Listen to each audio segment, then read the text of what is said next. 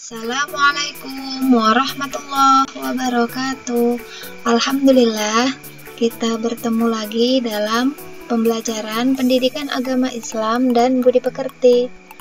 Pada kesempatan kali ini, saya akan menyampaikan materi pada bab 4 pada tema menghadirkan sholat dan zikir dalam kehidupan. Dalam subtema, sholat untuk meraih ketakwaan dan menghindari perilaku tercela. Sebelum ke materi, mari kita simak tujuan pembelajaran. Yang pertama, melalui teknik pembelajaran teknik Everyone is a Teacher Here, peserta didik dapat menuliskan contoh perilaku ketakwaan sebagai pemaknaan sholat dan zikir dalam mencegah perbuatan keji dan munkar di lingkungan sosial. Yang kedua, melalui pembelajaran berbasis produk, peserta didik dapat membuat quote tentang sholat dan zikir mencegah perbuatan keji dan munkar dalam media sosial atau media lainnya. Sekarang mari kita simak materinya. Sholat untuk meraih ketakwaan dan menghindari perilaku tercela. Keimanan dan ketakwaan kepadanya yang tumbuh pada diri seseorang merupakan manifestasi keberhasilan dari salah satu pelaksanaan ibadah sholat dalam sehari-hari, sebagaimana disebutkan dalam firman-Nya. A'udzu billahi minasyaitonir rajim. Ya ayyuhalladzina amanu taqullaha haqqa tuqatih wa la tamutunna illa wa antum muslimun. Hai orang-orang yang beriman, bertakwalah kepada Allah dengan sebenar-benar takwa kepadanya, dan janganlah sekali-kali kamu mati melainkan dalam keadaan beragama Islam. Quran Surah Ali Imran, surah ketiga ayat 102.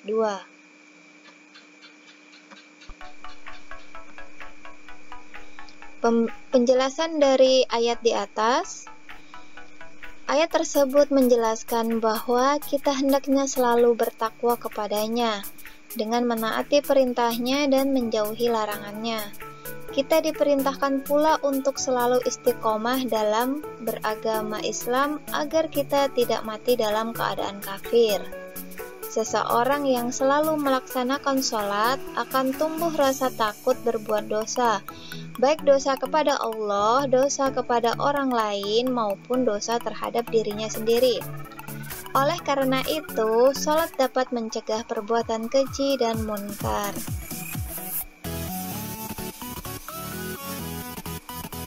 Di sini ada hikmah melaksanakan sholat dan zikir. Yang pertama, tertanamnya akidah tauhid dalam jiwa seseorang. Yang kedua, hubungan antara manusia dengannya akan terjalin dengan baik. Ketiga, kedamaian, keamanan, dan keselamatan dari Allah akan diperoleh olehnya serta mengantarkan mereka pada kesuksesan dan pengampunan dari segala kesalahan. Selanjutnya, memperkuat jiwa seseorang dalam hubungan dengan Allah Subhanahu wa Ta'ala. Selanjutnya, memperoleh ketenangan jiwa dan menjauhkan diri dari kelalaian. Yang keenam, melatih hidup disiplin dan taat peraturan, baik peraturan kerja maupun peraturan dalam kehidupan ini. Ketujuh, membiasakan seseorang pada perbuatan atau perkataan yang baik dan bermanfaat. 8. Menumbuhkan akhlak mulia seperti amanah, jujur, dan upaya menjauhkan diri dari perbuatan keji dan munkar.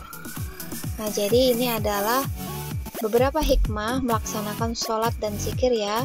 Dengan kita memelihara sholat dan zikir, maka kita akan mendapatkan hikmah dari sekian banyak hikmah yang ada, kemudian yang bermanfaat untuk diri kita ya.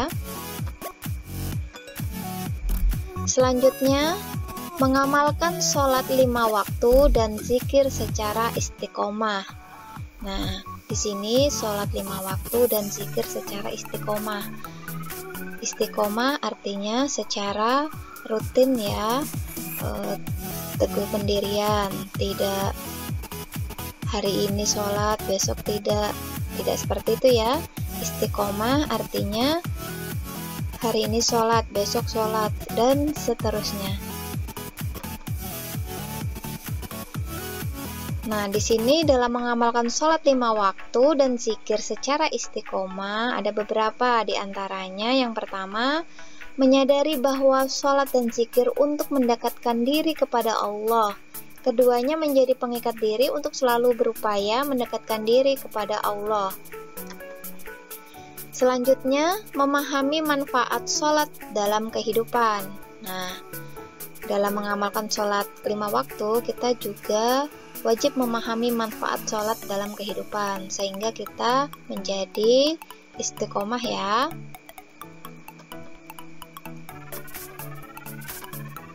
Selanjutnya, kita akan kembali ke akhirat.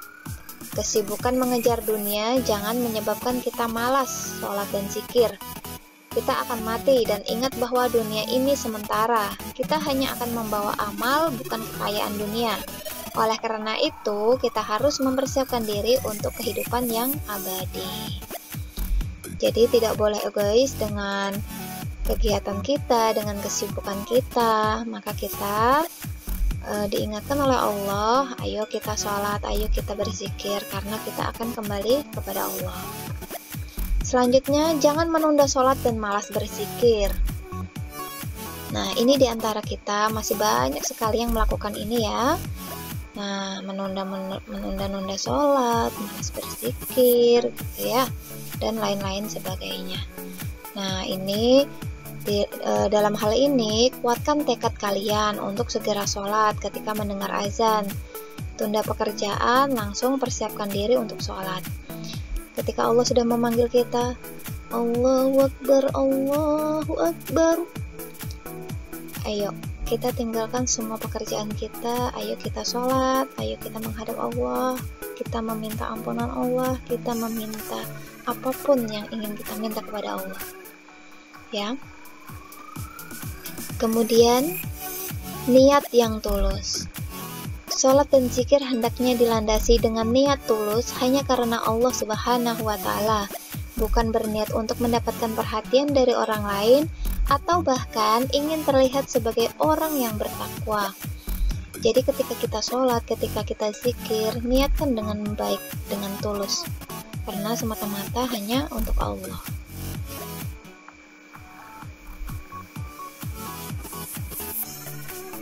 Selanjutnya, lakukan sholat berjamaah. Nah, di sini dalam upaya kita menjalankan sholat dan zikir secara istiqomah, kita melakukan sholat berjamaah. Sholat berjamaah pahalanya 27 kali lipat dibanding dengan sholat sendiri ya, atau munfarid itu hanya mendapatkan 1. Nah, jadi banyak sekali keutamaan ketika kita melakukan sholat berjamaah.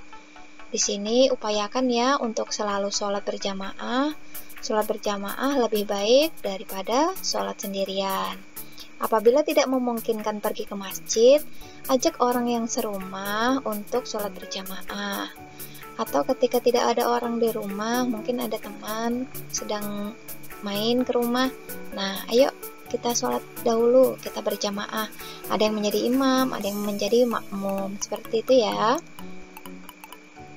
Kemudian berteman dengan orang yang rajin sholat. Nah, biasanya kalau kita punya teman yang rajin sholat, itu kita akan merasa lebih baik ya. Kita biasanya diajak, ayo kita sholat, ayo kita sholat berjamaah, ayo kita membaca Al-Quran, ayo kita berzikir setelah sholat, ayo. Nah, itu gunanya kita mencari teman dengan orang yang rajin sholat ya. Teman yang rajin sholat akan mendorong kita untuk rajin sholat. Oleh karena itu, pilihlah teman yang bisa mengajak kita semua ya pada kebaikan. Selanjutnya, banyak membaca buku keislaman. Nah, di sini ada juga cara untuk membuat kita istiqomah ya, kita membaca buku-buku kajian keislaman agar kita menjadi pribadi yang lebih baik lagi. Rajin membaca buku keislaman akan memperkuat ilmu agama kita ya. Jadi literasi. Ayo membaca, dan membaca. Maka kita akan mendapatkan sumber dari segala ilmu ya. Nah, jadi buku itu adalah jendela dunia. Jadi kita jangan malas membaca, literasi membaca itu sangat-sangat penting ya. Baik itu membaca Al-Quran, membaca kitab-kitab, membaca buku-buku kajian Islam, buku-buku pelajaran, seperti itu ya, yang nantinya menambah wawasan kita, pengetahuan kita, sehingga kita tidak kerdil, sehingga kita tidak minim pengetahuan ya, seperti itu. Alhamdulillahirrabbilalamin, kita sudah selesai dalam pembelajaran kali ini. Semoga bermanfaat apa yang sudah saya sampaikan, dan tetap semangat belajar, tetap menjaga kesehatan. Semoga kita selalu dalam lindungan Allah Subhanahu wa Ta'ala. Semoga apa yang kalian cita-citakan kalian dipermudah oleh Allah. Semoga apa yang kalian impikan menjadi seseorang yang berguna, menjadi anak yang soleh-solihah dan berguna untuk agama, negara, dan semuanya. Terima kasih semuanya. Assalamualaikum warahmatullahi wabarakatuh.